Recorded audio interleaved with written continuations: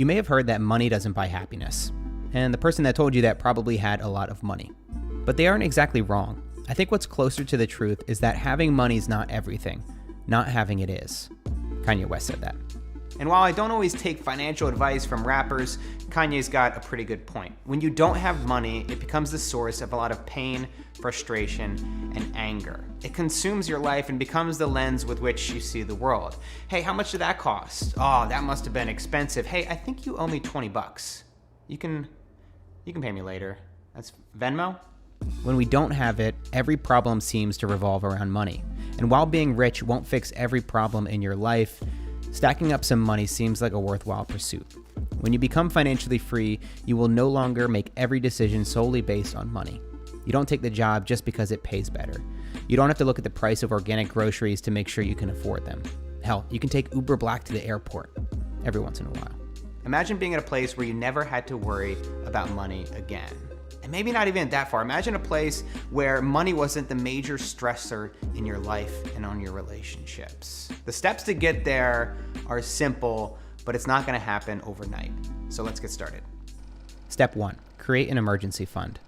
Save $1,000 and put it into an emergency fund that you'll only use in dire circumstances. I remember reading a story from Dave Ramsey from someone who literally put their emergency fund inside a frame with the words, "break glass in case of emergency." Hold up though. Emergencies don't include beer money, vacations, or even an engagement ring. It's a minimalist ring. This money should only be used if and when shit hits the fan. When your car breaks down, when you need to replace your water heater. Basically, when your life would otherwise become completely derailed, that's when you go to the emergency fund. Why create an emergency fund? Because everything that can go wrong will go wrong. And instead of borrowing money from your family again or pulling out your credit card, pushing yourself further into debt, you'll have something to fall back on. The great thing about the emergency fund is that it starts to give you that feeling of financial freedom. For the first time maybe in your adult life, you have some room to breathe. This step is the quickest way to finally start to gain some control back in your life. Step 2, pay off your debt. About 80% of American adults are in debt, and we've just accepted this as the status quo. Maybe we bought shit we didn't need to furnish an apartment that we couldn't afford, or purchased a new car when we could have bought used. For me, one of the biggest problems with debt is that it restricts your monthly income. So when you're paying $500 to $700, even more on your mortgage, your student loans, your car payment, it severely restricts the amount of money you can save. The other thing I'll say is that you're gonna be saving thousands of dollars in interest if you're able to pay off your loans quicker. Forget about cutting back on your daily lattes. This is where you're gonna take the biggest step towards financial freedom. Let's say you have $100,000 in student loans at 5% interest for a 20-year term. If you only pay the minimum for the entire period of the loan, you'll end up giving the bank over $158,000. This kind of feels like an emergency. So what's the best way to pay off your debt early? There are a couple takes on how to do this. You could tackle the high interest loans first. Each loan is a different amount with a different interest rate. By the numbers, the smartest decision is to attack the highest interest rate first, then take them out one by one. Another option is called the debt snowball. It takes into account human behavior. By tackling the smallest loan first, we're able to knock it out quicker, which helps build momentum and motivates us to pay off other loans. So when I first got really serious about paying off my debt early, I brought everything and organized it into a spreadsheet like this, and I would log in a couple times a week. Sometimes I would log in every single day and just visualize what it would be like to pay off some of these loans. And I would just delete them one by one, like a madman, like somebody who's completely delusional. And I would keep an eye on my monthly payments because I knew that if I could get them low enough, then I'd be able to move out of my parents' house.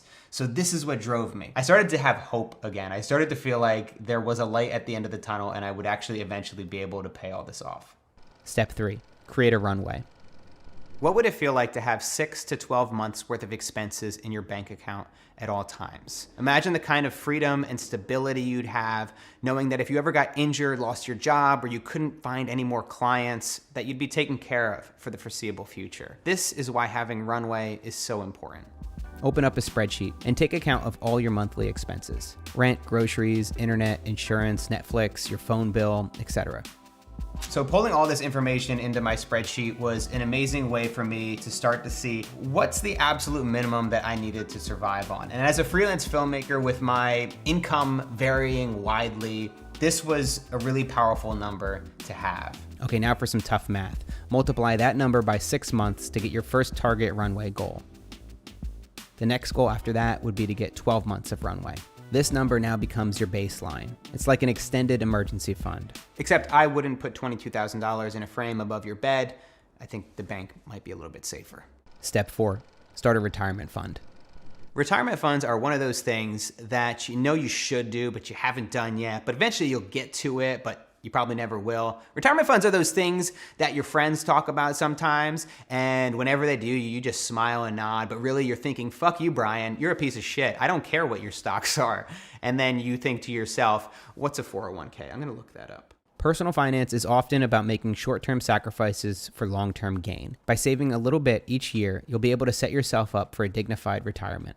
First, compound interest is the shit. And here's why. So you have a lot of money, like you have $10,000, and then over the course of a year, that money is making money because you're investing it into stocks and stuff. And then that money, you have more money at the end of the year. So then the next year you're making money on top of that money, and then that money's making even more money, and then the next year you're making even more money. I'm just gonna do a quick illustration so it's not as confusing. Say you put $10,000 into a 401k, receiving a 10% annual return at the age of 20. If you never touch that money until you turn 70 years old, you'll have over $1.1 million in the bank. All that simply from putting away $10,000. Use a compound interest calculator online to see how much you could retire with based on your yearly savings. All right, so for me personally, I invest at Vanguard, vanguard.com. I invest primarily in low-cost mutual funds, about 90% stocks, 10% bonds. Now, I chose this fund because it's essentially a snapshot of the US economy. So since 1923, when the S&P started, it has produced a return of around 10 to 12%. And that's basically what this fund is giving me. Now that's over the long run. We're not talking about a 5-year period.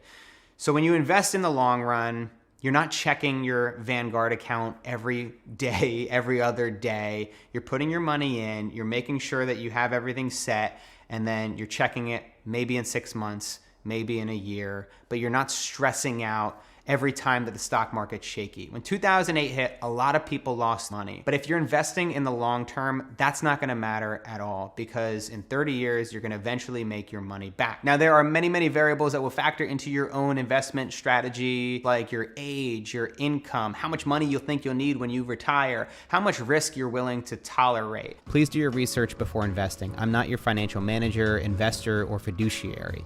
Read up and make a decision based on your life circumstances. This is not a definitive blueprint. If you're a freelancer and you can't stomach that much risk, or you'd feel safer if you had $5,000 emergency fund from the very beginning, then do that. Or maybe you can actually handle the extra risk and you decide, I don't want to build 6 months of runway. I want to actually start investing in my future and my retirement right now.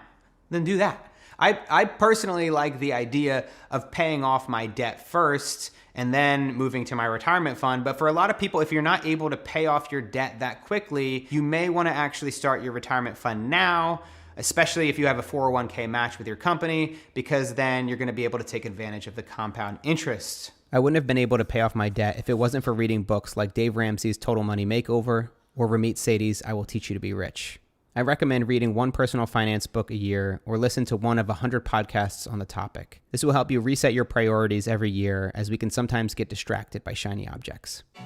Once you've got a solid emergency fund, pay off your debt, padded your bank account with runway, and you've got your retirement fund started, you're on your way to financial freedom. And it won't take finishing your retirement fund to finally realize that having money is not everything.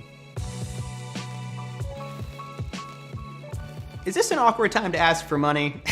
As you guys know, if you watch my channel a lot, I usually end my videos with a Patreon pitch. It's how I'm able to make these videos ad-free. But before I do that today, I want to be very clear.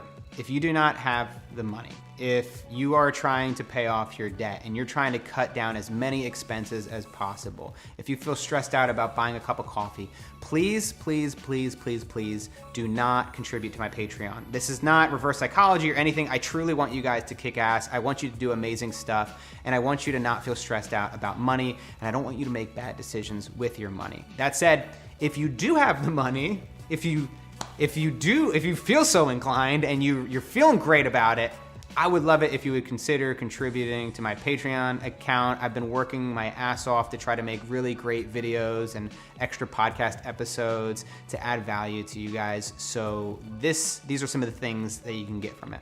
If you want to support my channel, I've set up a Patreon account, but I'm not just asking for your money. I've created tiers that get you access to content like my Patreon-only AMA podcast, and I also make videos on minimalism, filmmaking, and business. Learn things like how to grow an audience or how to tell a great story through film.